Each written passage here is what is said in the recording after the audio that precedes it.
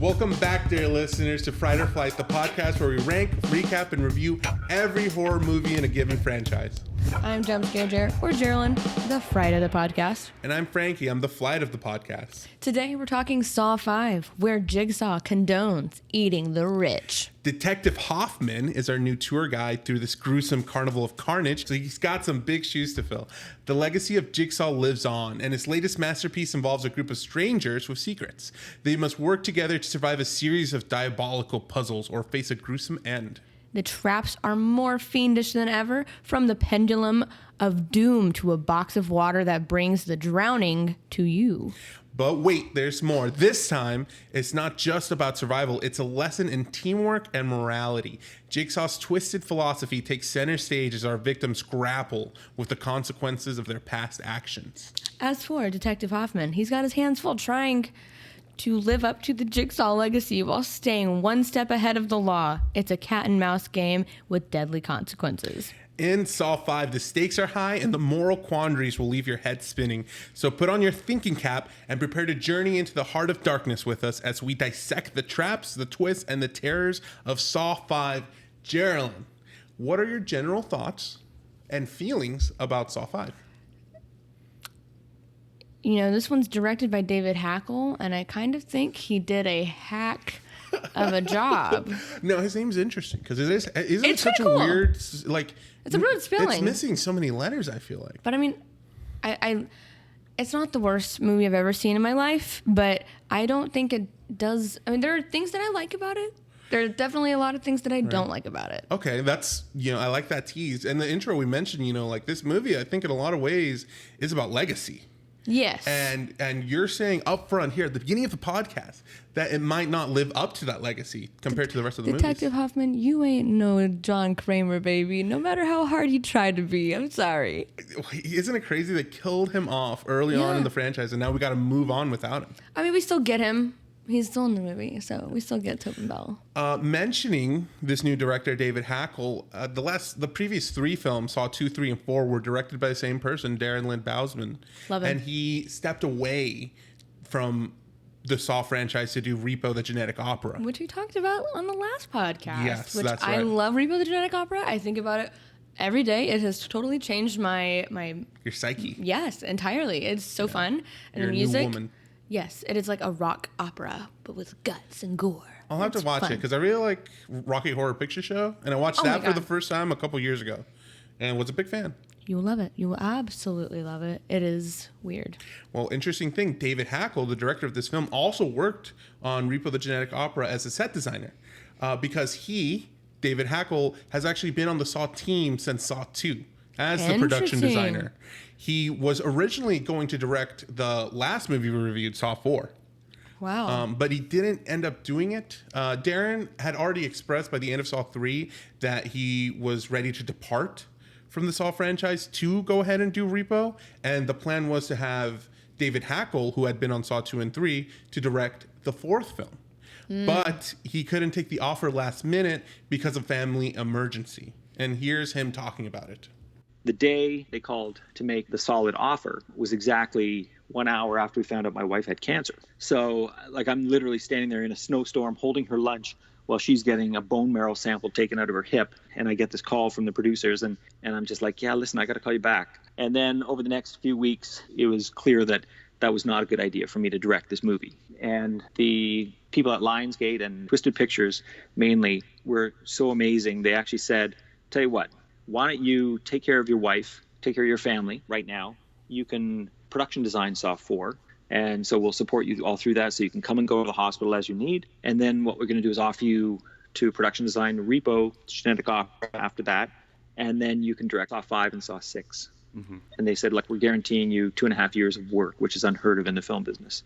And they did, and it worked out great. And it was really, the most amazing thing, and recovered and is perfect today. Darren saw the opportunity, and he said, well, look, if you want me back, I'll do it, but you have to do my other movie as well, Repo. Mm-hmm. And so they all agreed, and Repo was a good movie. It was lots of fun. By the way, you want to hear something really ironic? Yes. My wife's cancer was in her right foot, in her ankle. She had to have an amputation exactly the same amputation of That Dr. is- Gordon. Isn't that wild? Oh, Yeah. Carol So like, was, holy shit, that's ironic. The whole team actually bought my wife her first prosthetic leg, which was really very touching. Oh, wow. Very nice. Yeah, it was really a family, really a great, amazing family. So, hearing that, I feel like a total piece of shit. I was joking when I said he did a heck of a job, though. I Right. was. No, It was I just know what just you a mean. play on Look, words. I just need to let everybody know at home. Look, I want to let you know that a lot of people have a lot of different opinions about all the Saw movies as a franchise, and a lot of people have their different points where they think they jumped the shark. Some people would say like, "Oh, Saw 1 was the only good one," or Saw 2 was the last good one. Okay. Saw 4 is the first like super controversial one. Where Really? It has like an 18% critic score on Rotten Tomatoes. Which So- we never go by, Yeah, those scores are super low often for movies that I love. Yeah. They'll have sort of scores, and I like Saw 4, but a lot of people don't. Saw 5 is even more so in that realm. A lot of people aren't a big fan of Saw 5, and the director David Hackle, he knows that. It's not, but we've also talked about this. It's not just the director's responsibility there. They are working with what the writers have provided them as well. That's a big deal, for Which sure. it is a big deal. It's a And I whole think- studio, I too. think if I'm not- Executives have their opinions. Right. And I think if I'm not mistaken, I believe Patrick Melton helped write Saw 4. Yes. So he's here for Saw 5, and they added a new person in with this one? Yes. Well, what it was is, as listeners may know or remember, that Lee Winnell, the person who plays Adams, Mm-hmm. wrote the first 3. So 4 was actually the first one that didn't have Lee Winnell in it at all, and I think you can feel that. I think there's a big part of that. Adam was definitely missing from it. Yeah, and in this movie, Saw 5, I felt like a lot of it was very opposite of Saw 4, and where Saw 4 I feel like had a lot of complexity and layers. This movie is like Yes. really stripped back, and like the narrative is very linear. Yes, I agree. And it's not a big complaint, but it's just, I like that they have picked up with Saw 4, where we find out the other person behind the scenes, but I don't like the execution of it. Yeah. It's kind of cool to know that he was in on it from the very, very beginning, but again, it doesn't quite add up to me. And then also, in I think it was the second film, actually, where they're talking to John Kramer himself, and they were like, "You're Jigsaw" or something, and he's like, "That's what they call me. I don't call myself that," kind of thing. He kind of refers to himself in this movie as Jigsaw, which he said, the ones who call me, I'm the one they call Jigsaw, but I don't like that. I don't feel like he would, that doesn't feel right for the character. I think there's a lot of those instances in this movie, if I'm being honest. There's also another point in the film where John Kramer starts getting like a really loud, angry tone with Detective Kaufman, and we've never really seen He's really calm. him. He's usually calm, right? Yeah. Yeah. And this has a story explanation. Okay. But immediately in the film, I think one of the first things you see is Billy the puppet. The way Billy talks to Seth in the tape doesn't sound like John Kramer at all. Like, just not tonally, not like in my ears, but the script that he wrote on the tape. It doesn't sound like Jigsaw, which of course makes sense because ultimately we find out it's not Jigsaw, it's Detective Hoffman speaking. But it's definitely something I noticed right off the bat. Yeah, it wasn't as well thought out, or as, I don't know, Jigsaw's way of doing things. But then again, that's kind of part of the story, is that we are getting an entirely different perspective here. Yeah. And I guess that's kind of in a way endearing for the story, but I don't know. It feels like to me, like instead of a movie sequel, it's more like another episode of a TV show. Yeah. Continuing the story, because while Saw, I think something I do love about Saw, especially like compared to the previous franchise that we did, Texas Chainsaw Massacre, is that each movie is like, we continue the story, same characters. I hope you've been following along, because that's actually important and relevant information. And Texas Chainsaw, it's like a different group of people each movie, which also has its appeal. Don't get me wrong. I'm a sucker for continuity, so Yes. I appreciate it, but I feel like this, like usually at least most of the Saw movies have like some kind of foundation where like you don't really need to have seen all the other ones. Like there's gonna be more payoff if you have, but Saw 2, you can kind of just get it that this guy wants his son, and his son is with a bunch of people that his dad put away. Right. That's all you really need to know. Like the rest of it is like an addition, but you can still enjoy the movie without knowing any of that. But this movie is not like that at all. Like, you need to completely have seen all the other Saw movies to even care about Hoffman and Strahm. But even then, like, their buildup isn't so big. Like you said in the last review in Saw 4 that we didn't get a lot of Hoffman, and he just kind of stood up out of nowhere. Yeah. We don't know why. We don't know why he's like the next disciple. And this movie kind of does its whole runtime trying to explain that, which is not necessarily the most thrilling thing. Yeah, I ultimately agree with you 1,000%. It wasn't a great lead up into this, and it just felt kind of random to me. Geraldine, I want to settle in to the timeline. We're in 2008. Yeah. Here's our landscape. It's a leap year, by the way, in 2008. Fun. We don't get many of those. 366 days. Yeah, I always wonder what's up with those people born on that day. What a bunch of weirdos, huh? Yeah, they're only like, I don't know, like probably 4 or something. Right? Infants. Tiny little things. Well, U.S. Senator Barack Obama is elected into office. Whoa. Terms added to the English lexicon include the phrases photobomb. What? Mansplain. That was in 2008? 2008. What, are you saying too early or too late? I feel like it's too early. Yeah, people were saying I didn't know that was a thing until back when you were in 3rd grade, yeah. As well as hate watch. People were hate watching. Oh, yeah. Hate watching is a big thing. Do you hate watch anything? Yeah. Grey's Anatomy. You don't like Grey's? No, I love Grey's. But after a certain point, it got very unbearable. But I've put so much time and heart and soul into watching it that I spitefully watching. Like have to see it through, even though I'm like, I fucking hate this show now. But I still watch it. And like I want them to just air, I want them to kill Meredith Grey. Kill her. That's the main Let it be character? done. Yeah. I think she's walking away from the show, actually. And I'm like, how the fuck is it going to be Grey's Anatomy without Meredith Grey? Time for a spin-off, somebody else's anatomy. There was a spin-off show years ago. It did okay. It was called Private Practice, but that's beside the point. We're here to talk about horror, not dumb hospital soaps. Well, other movies that were released in 2008 include The Dark Knight. Ooh. WALL-E. I love WALL-E. And Mamma Mia. Oh my God, such a good year. As far as music is concerned, the songs that were topping the charts are Low by Flo Rida and T-Pain.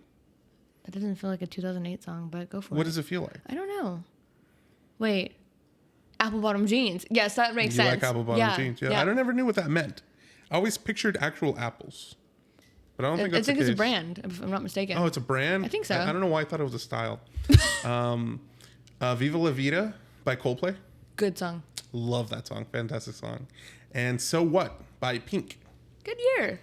Yeah, I remember the VMAs that year. It was a really good VMAs. I think Pink performed a song in I don't know what she wore. Flying a thing and harness. And I know she does that still. She does be doing that shit all the time. And I love it. Also, so that's our landscape. If you pull up the doc, Geraldine, I have it up under recap.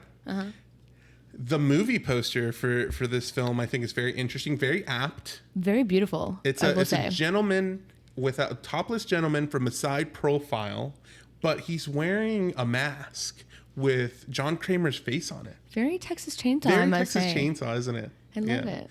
I think Saw has some of the best movie posters and just imagery and things to get you hyped up for. Even like Saw 10. If you've seen the poster, I don't know what's going on, but it's this guy looking up and he's got bars coming out of his eyes. Yeah. And it looks like there's flies inside those bars. I have heard some complaints about what they have done something. Well, first of all, for the listeners at home, if you want to watch along with us, all these movies are available on Amazon Prime right now, which is really cool. Go watch them. They have changed the posters, so they're not the cool original posters that are on there. It is now a unified thing, or it's on Amazon, you mean? Yeah. And people were complaining. They're like, these are the ugliest posters ever. And I'm like, it doesn't make any fucking difference to me. I've never seen them before. People can see, because people probably don't recognize. Yeah, I wouldn't have. Posters. I wish they would do that for some of the original films, like the Hellraiser movies. There are too many of them, and they all have their own subtitle. And I'm like, it's too hard to follow. Yeah, fair enough. But if anybody's ever interested, please Google the Saw 5 poster and the rest of the posters. Saw 4 is one of my favorites, actually. It has the scalp chair trap and the pig masks on it. Looks super gnarly. Nice. And talking about costumes and the pig mask, I wanted to talk briefly just about a little bit about the behind the scenes stuff about this movie. Okay. like we've talked previously, or like you heard in the clip earlier, a lot of this team was a lot like a family. Right. They all were like, it was the same team from movie to movie. It'd be a lot of the same people. Even Darren Bousman, he said that one of the reasons he stepped away is because the machine was already working. Like, he felt like he had less and less to do each movie, because he would say like, oh, we're going to do this. And some random like PA would correct him and be like, no, we can't do that, because in the last one we set this up. And so everybody was really in on it. And I wanted to share this clip of David Hackle talking about the costume designer. Fun. The team was really fantastic. Everybody by that point was a family. You know, after Saw 2, everyone really just saw that we were making something really special. You know, every single person who worked on it was into it. You just have this team that you can rely on, and you know what you can do, right? So you can push it a little further because you can trust people. Like Alex Kavanaugh, you know, who did wardrobe, was the wardrobe designer on the Saw movies. She was absolutely amazing. And like, it's really wonderful when you get a wardrobe designer who is so into the story that she's challenging people on it. You know, she'll be like, wait a minute, what if the, you know, like, and she's literally sitting in meetings going up and down, you know, the story of the thing, not just like, what are they wearing, but why are they wearing it? And what if I did this? And what if I did that? That great image of Jigsaw in the cloak, that's such a beautiful shot that was created by Tim Palin, and you know, which became the poster. As I said, my favorite picture of the whole franchise. And that cloak that Alex made, you know, she was the one who was kind of like, let's make it red on the inside and black on the outside. It was like a real source of pride for her, that cloak. You know, it became the franchise. Absolutely. So it's just so interesting to hear, like, some like people that worked on this movie had huge influences on what, like, could you imagine him without that cloak with like the red interior and the black exterior? No, I couldn't. And what's funny is I actually was going to wear my I have this hoodie that I got in Salem, Massachusetts. I think I wore it last week actually on the podcast because I'm a cold girl. I get cold all the time. It's black, but the interior is red. And Red, I was just like Jigsaw. And I was like, this kind of reminds me of Saw. I feel like a Saw girly right now. I just admire that so much, and just like, I don't know how often that kind of thing happens, where like you have a team that knows the thing inside and out, because usually with these things it's like you're kind of hired for gig jobs, right? But it's so cool to hear like a group of people had like a job that they could count on returning year after year and know what to expect, you know. That is really nice. And just like being able to like be with your friends, and like support your family at the same time, it just sounds really nice. And also hearing what the team did for him during Saw 4 was that's amazing. Yeah, you really don't hear about stuff like that at all. And the fact that they built her up, or they gifted her a prosthetic leg. Yeah, prosthetic leg. Yeah, she ended up beating the cancer. That's amazing. Which is, you know, super awesome. And the Saw team was very helpful throughout the whole thing, and very kind. I mean, you don't see often, especially you hear Hollywood and you think of like greedy people who only want this or that. So to hear like this nice story is awesome. You know, I really stand by it, but I really think that it's just the horror industry is just completely different as well. I would dare say and bet some money on it that I think because the horror is like industry is not as widely recognized, like especially in like the Oscars or like barely the Golden any horror Globe. movies get nominated. Never. And that's absolutely garbage, because there are stellar performances. So many people get their start in horror films, so it's just crazy to me. And I would dare say that like it's because of that. Like they're kind of outside of Hollywood a little bit in their own way, but in a good way. I could see that. That makes a lot of sense to me, and it's very unfortunate. It is. I think a lot of it's just that mentality of like people who think they're superior or greater than thou or whatever, like, it's horror. It's like, you know, it can't be good. When you have movies like Get Out, you know, that are these amazing things that talk about things a lot like that are multifaceted, that are deep. Well, I mean, like we said, I mean, I don't even know if it was necessarily like meant in some like in the first or second Saw film, but like the level of complexity and the layers that were underneath it. Like sometimes people just write things just to write them, and they like it feels good, but some people have like direct meaning, and like they have like this like deep understanding and this message that they want to get across. So it's just kind of crazy how like, I mean, sometimes people use that stuff as a platform that is definitely hidden within the film. Yes. But like, especially you see it so much in the horror movies for sure. But You know what? they You hide do. it better. You do. It's interesting, and you're talking about the level of hiding. Like, you know, the last movie we reviewed in the last season for Texas Chainsaw, a lot of people talked about how like I really didn't like that movie. It was super woke. Yeah. Or whatever. And the whole intentionality conversation is super interesting because you can glean so much off of a lot of these movies. And some of them was like, yes, they were trying to make a statement. But some of them are like, you can interpret it a certain way. You know Absolutely. what I mean? And maybe they didn't actually intend for something that a lot of other people like got a message out of, you know, which is kind of beautiful in a way. That is beautiful. And the Saw movies bring a lot of that into them. And I really don't know if it's like intentional by the writers, but they do such a good job of that because I leave every single one of these movies with like a different understanding. And I'm like, huh. Now, I want to talk to you about something specific to this movie. Okay. You know, I think it's safe to say that we're both lower on this movie than the rest of the franchise. Yeah. Last episode, I would talk to you a little bit about the House of Jigsaw and how there was like this online forum where people like theorizing and trying to figure out what's going to happen in the next movie. Let's dissect the trailer frame by frame, what's going on. Something that emerged from all this and that still kind of continues on today is people who are like big fans will start shipping characters or start like or like Twilight. You remember Twilight? People were like Team Jacob, Team Edward, or Team Edward. I was neither. I was Team Jakeward. That's weird. That is not weird. You wanted I wanted them to kiss? No. You wanted to date both of them.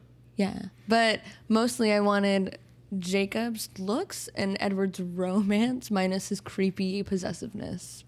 Did you like the creepy possessiveness though when you were younger? When I rewatch it, no, I don't like it as like a younger like teen. I was like, he's so romantic, so caring, but as an adult woman, I'm like, ew, he's so controlling. Ooh, now that you've been in a few relationships, yeah, you know, yeah. But yeah, shipping characters, so fun, but also hate it. Well, on this one, what came about is like another division between fans. You're either a Hoffmaniac or you are part of the Strahmy army. Strahmy army all the way. Really? Strahmy army. People have such a like preference between Strahm and Hoffman. And Where do you lie? I'm with you. I'm in the Strahmy army.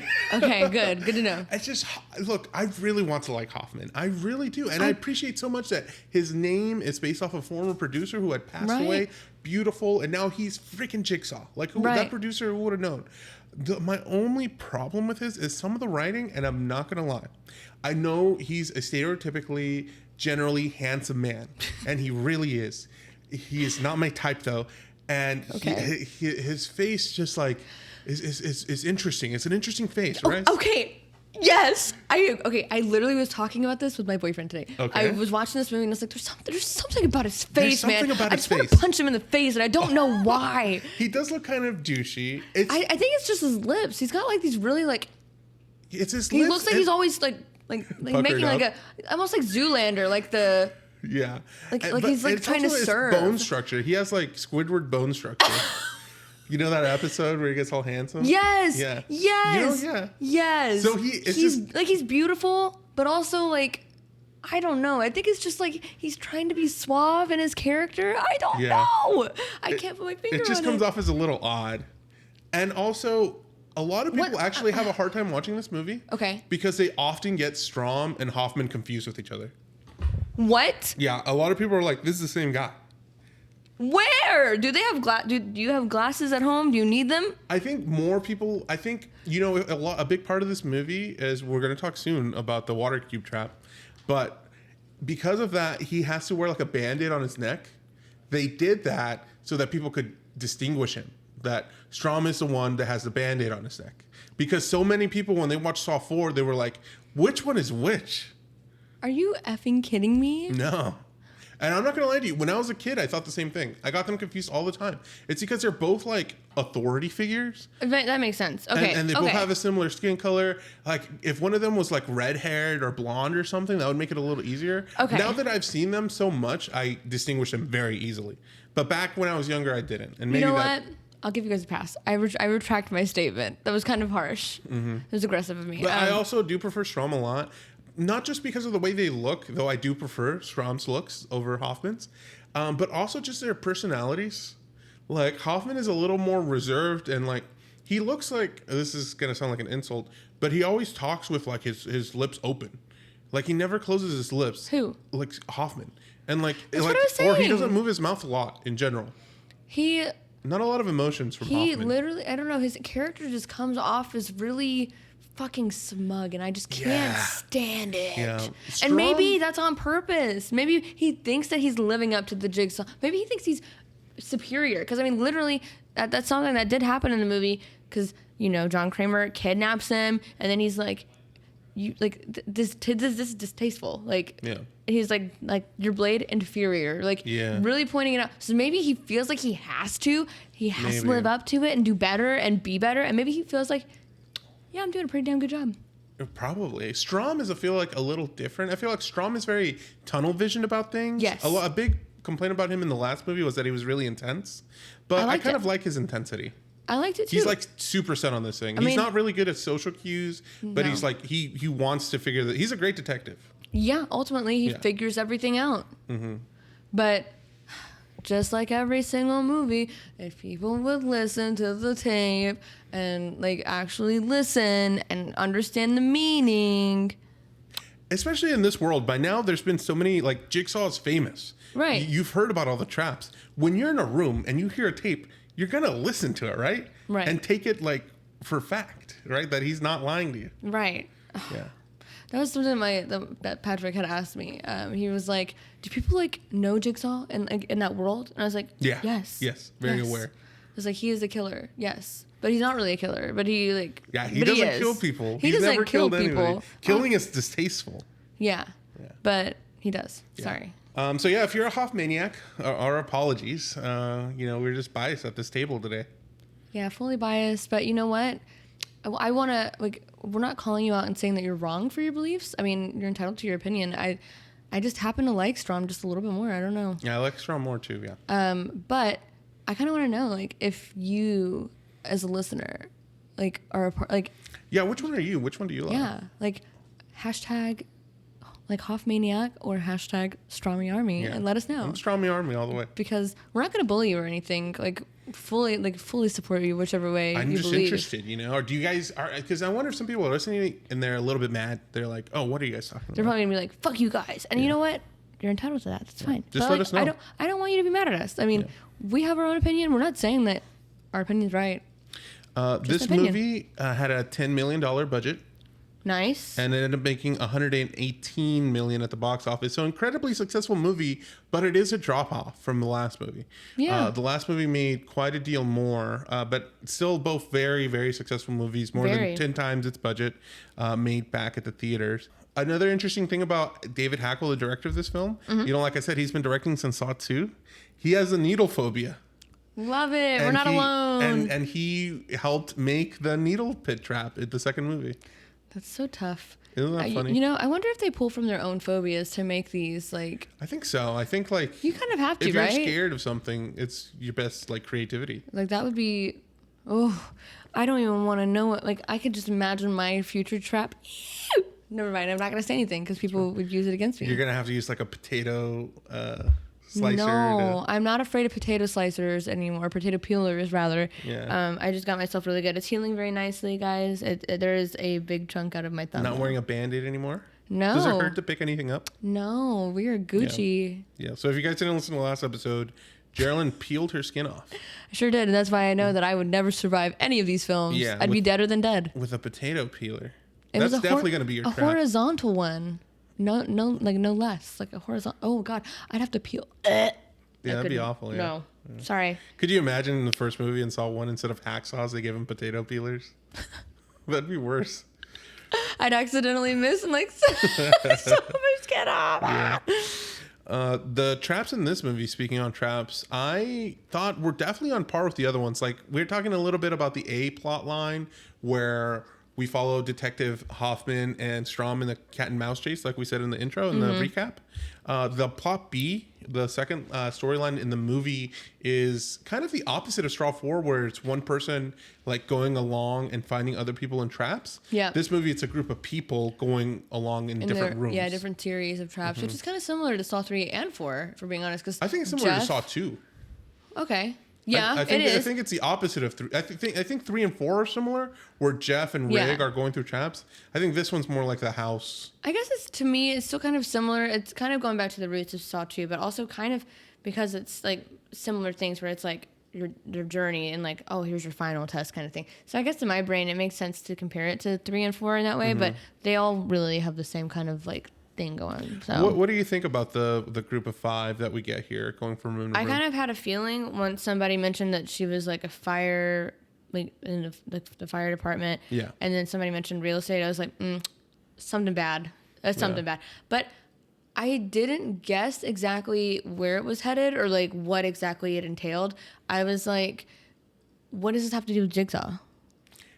I was trying to like relate it back because he's had like personal ties with most of the people that he has entrapped somehow. That's really funny that you say that, because there's a line specifically in the movie that says like, it's never personal. And I listened to that and I'm like, you liar. Yeah, that's absolutely a lie. So many of this has been personal. What about Dr. Gordon? Was Dr. Gordon not personal? He was your doctor. Right. Oh, leave emotions out of it.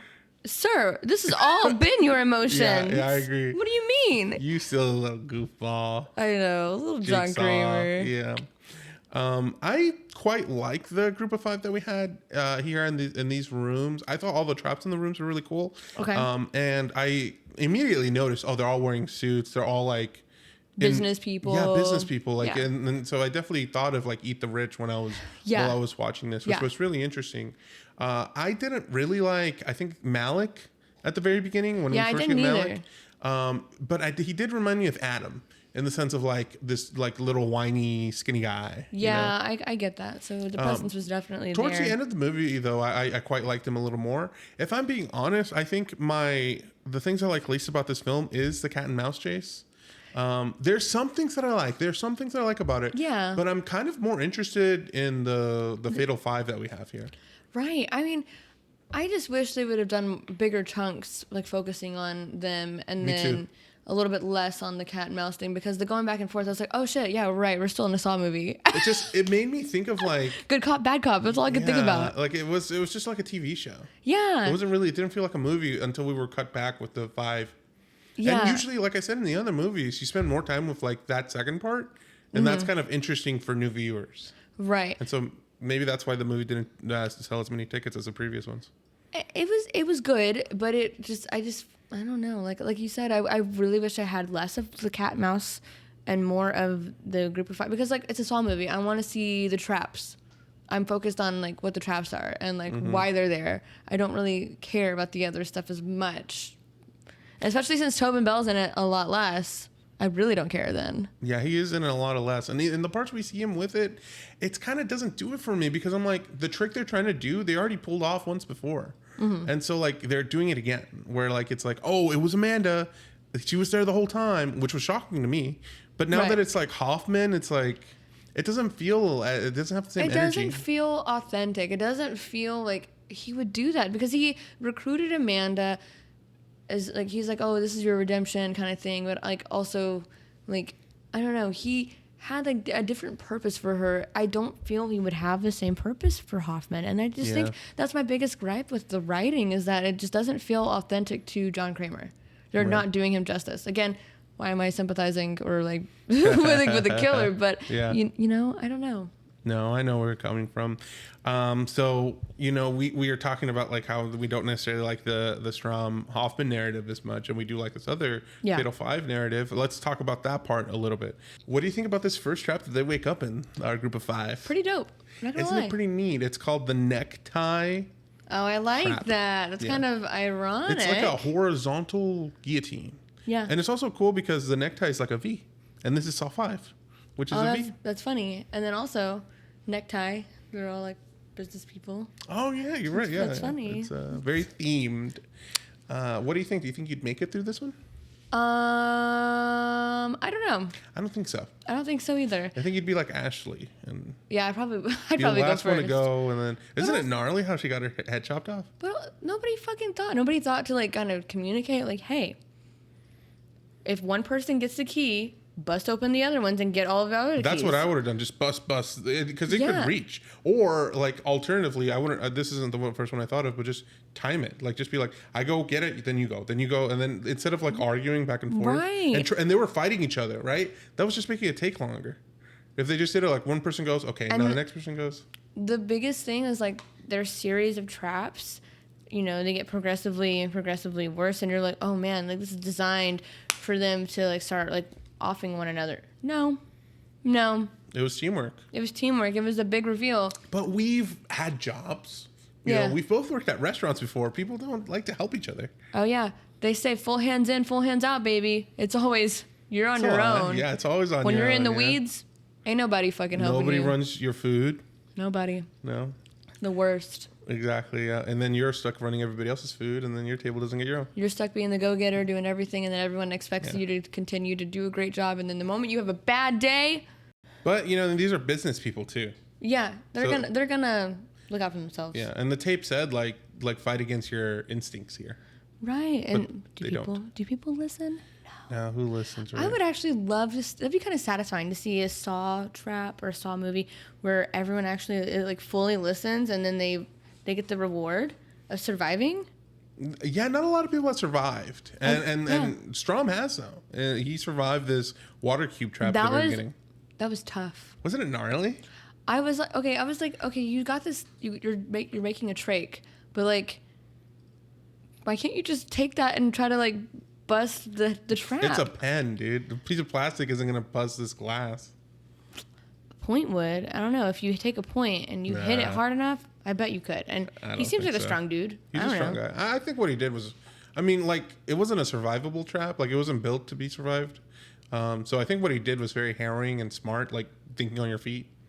Yeah, I guess so. I mean, I would never be able to do that. You don't think so? I'd drown immediately. Well, you've watched a lot of Grey's Anatomy. You know how to give a tracheotomy, you know? I can't do that to myself. That's my thing. Filming that was really tricky for the crew.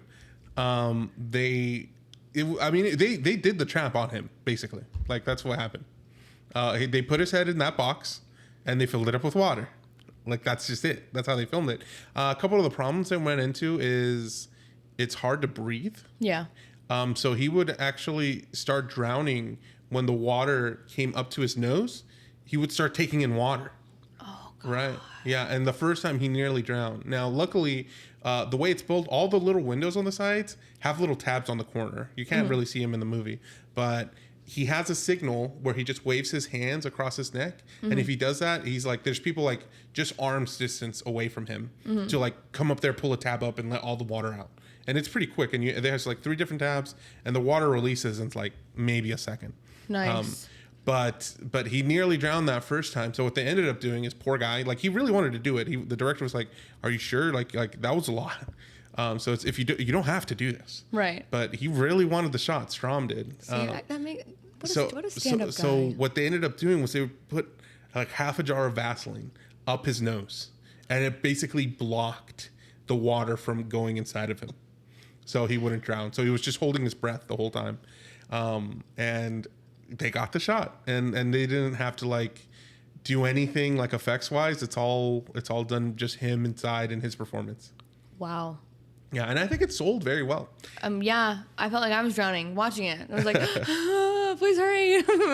The next room that they walk into is the ceiling jars. Okay. The Fatal Five over here. This one seems like as far as traps go, it's not very interesting. I think what sells this scene is more like what everybody is doing, not the trap itself. About like how that guy's like, the journalist says survival of the fittest and starts whacking on Malik or whatever his name is. Mm-hmm. And that's another one where they could all fit inside the little tunnels, but don't decide to work together. I would have just been like, hey, let's all jump into we fit in here. Yeah. Do you like any of these guys in particular, or dislike any of them? I mean, none of them are likable. I like Malik. I mean, in the end, like he's not really willing. Well, he's willing in the very, very end to face up to like really like say like, oh yeah, like. But I just don't like the way that he attacked Britt was her name, I believe.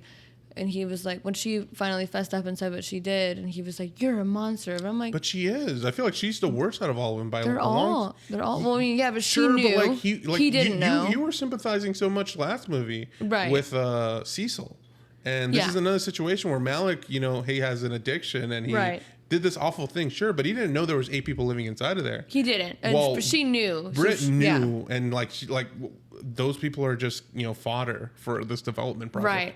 You're right. She is a monster, but I mean, also, like, what everyone involved did was not good, Sure. Yeah. But I mean, she's definitely the worst of them all. Yeah. I was honestly worried when it came down to the saw part where they were sawing their hands. Mm-hmm. I was honestly worried. I was like, what if they're like on 3 and she pulls her hand out? I got the feeling that she would do that. I could see that. Yeah, just betraying last minute. Mm-hmm. But I do think it's kind of like endearing that at their final moment, like they did work together, and that was her like last words in the movie. Is like, we did it. We worked as a team, which Yeah. isn't generally true, but for the last part, yeah. I mean, it's a little better late than never, I guess, Yeah. to be like, oh, we could have just done this all together. That trap, by the way, the 10 pints of sacrifice is what it's called, is so memorable to me. It's also the thing you see in Dead by Daylight, the video game, where you have to take the bear trap off of your head. Yeah. When Amanda puts it on you, you have to go find those little things are what you put your hands inside while you're trying to hit the skill checks. I'll be honest, I have not played against Amanda a lot in Dead by Daylight. Well, that's one of the things you have to do. You have to put your hands in those little things, which is super cool because I think the 10 pints of sacrifice is a super memorable one. And even just like, because they survive it, like we said, not very often do people survive these things. And then you get to see like their arm kind of split off. It's in like, half. looks like the alien hand, the stereotypical alien hand, Like but Star like, Trek. yeah, but fully up your arm. Yeah, fully off your arm. That's gnarly, isn't it? Very gnarly. The bathroom, the electric bathroom. That was cool. That was messed up. Very dude. messed up. Yeah. The fact that they all could have just survived a little bit of a shock. Yeah, but instead they like electrocuted somebody's body limb by limb. Yeah. It was super gnarly to watch, I gotta say. Super gnarly to watch. And the last one in the movie, the last trap being the glass coffin. That was dope as hell. You liked it? It was I cool. love it too. Isn't the imagery is so memorable to me? I don't know why, but I guess the ending kind of reminded me of Evil Dead Evil Dead. because of the walls caving in and him trying to like climb up the walls. It just made me think of Army of Darkness. Yeah. So what's interesting about that is like this idea of like the walls closing in. It's not an original one. Yeah. We've seen it in Star Wars. We've seen it So in many. Evil Dead. We've seen it in Indiana Jones. Right. Comes up a lot. But how many times have you actually seen that person get squished? Not Never. many. They always make it out. So in this movie, they were like, we're actually going to do it. Like, we're going to squish somebody. And they did. And that practical effect of like Strahm's arm just like snapping, isn't it gnarly? It was gnarly. It was very gnarly. It was actually a reworked thing that they had to do. The original idea was for them to go back to the water cube trap at the beginning of the movie. They were going to, instead of the walls coming in, the room was going to start filling up with water. And instead of just his head, it'd be his whole body, right? Oh, okay. But they ended up having to scrap it because it just, all that water and like the Probably a lot. logistics of it with the budget, it just wasn't in it. They didn't have enough money for it, as well as safety concerns. Yeah. I mean, it was really hard to do the water cube trap. Poor guy. And to the idea of like having a like your whole body in like a room, an airtight room, just filling up with water, it just seemed like a big safety hazard, as if most of these aren't safety hazards. Right. So that they ended up deciding on the walls closing in instead. I liked what they ended up doing because it was like, had he just gotten in the coffin? Yeah, right.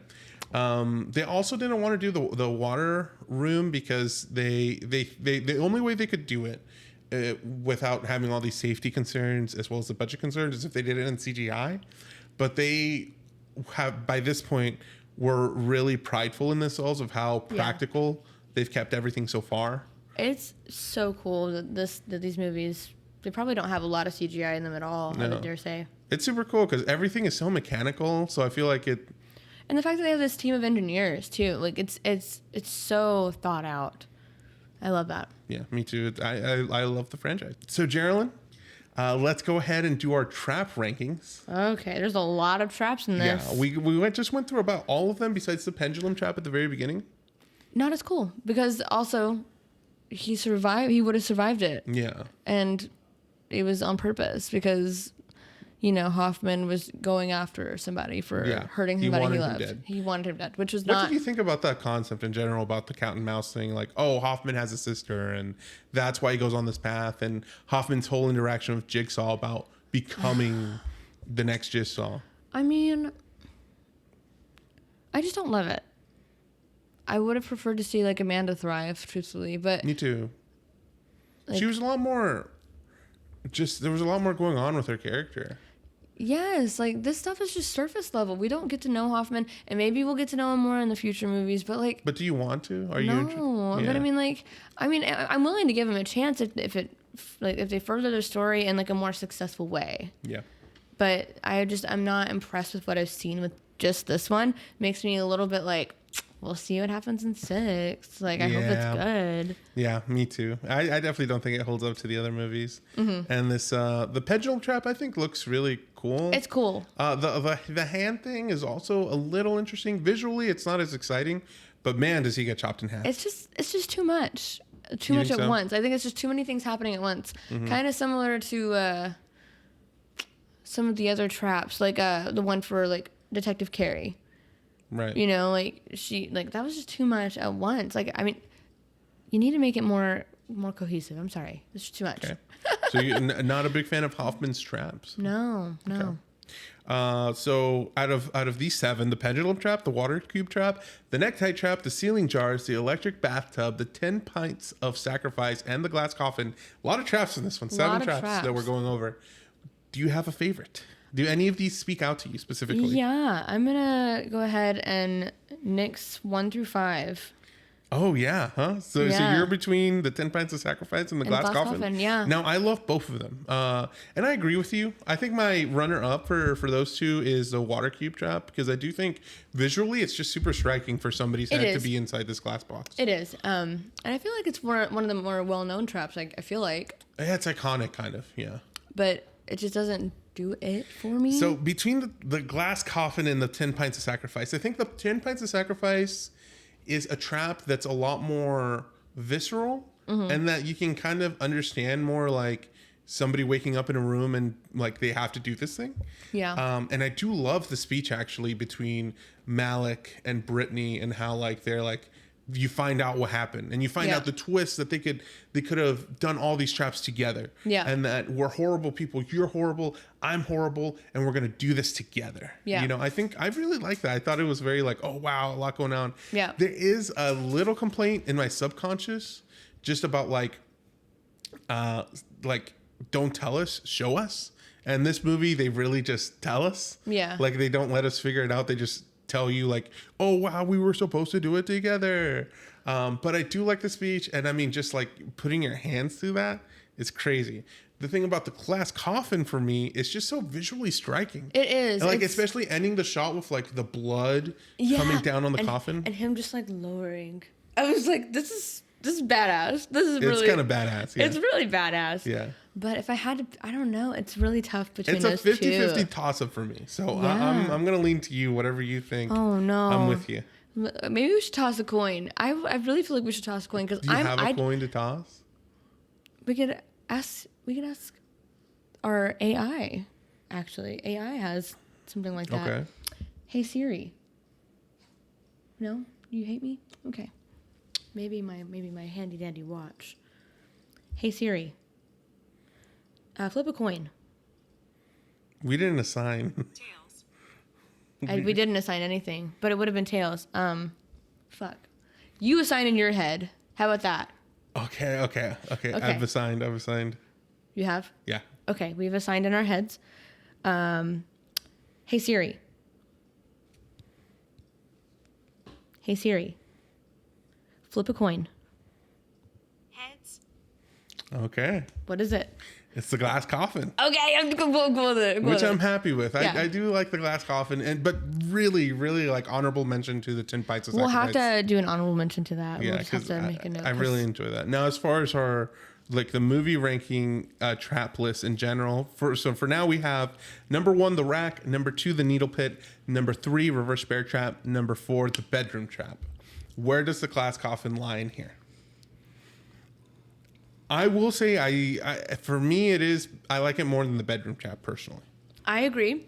I was going to say it's kind of in the middle for me out of all of the traps. Because the reverse bear trap is really cool, but I just feel like this one is just so gnarly. I don't know. Yeah? I think it's just visually stunning on top of that. Mm-hmm. It's hard but the reverse bear trap is so iconic. Right. For me, it would be number 3, but I could also be okay with putting it number 4. Because the reverse bear trap is so iconic, I think we'll have to agree on number 4. We'll agree on number 4. Number 4. Okay. And as far as the movie rankings, the rating that we're gonna do here, like I said, this one doesn't hold up as much as the other ones do.